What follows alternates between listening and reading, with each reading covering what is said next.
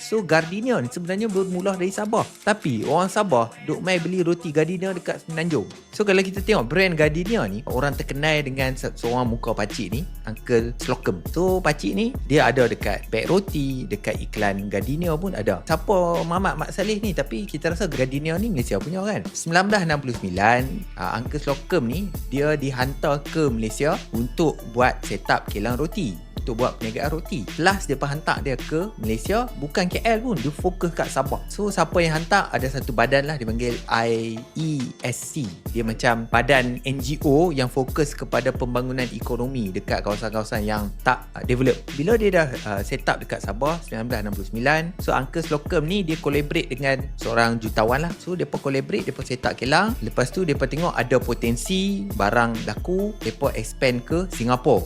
Gardenia Singapura, entiti lain laku pula dekat Singapura, orang suka. So depa set up pula Gardenia Semenanjung. So bila depa buka Gardenia Bakers Semenanjung ni, pemegang saham dia adalah separuh Singapura, lepas tu separuh Robert Koch pegang.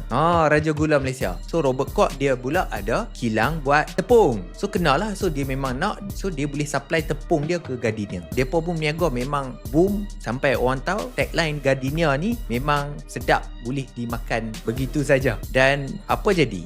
Bahagian Robert Koch ni dia jual dekat Tan Sri Syed Mokhtar. So tak tahulah, ada depa nak pecah monopoli, ada benda lah, kita tak tahu. Kalau kita tengok ada 3 entiti dah. Sabah punya, Gardenia Singapura dan Gardenia Bakers Kuala Lumpur. Dan bila ada 3 entiti, depa tak bergerak sekali. So bila pengurusan berlainan, Gardenia dekat Semenanjung ni memang fokus on quality. Dah sampai sekarang ada berjenis-jenis roti dah. Dan kalau kita put aside quality, kita nak tengok siapa lagi hebat dari segi jualan kan. Sebab orang Sabah, Sarawak pun duk main beli tang ni. So jualan Gardenia Sabah hanyalah 14 juta tahun lepas. Gardenia Semenanjung Malaysia, jualan dia 1.3 bilion ringgit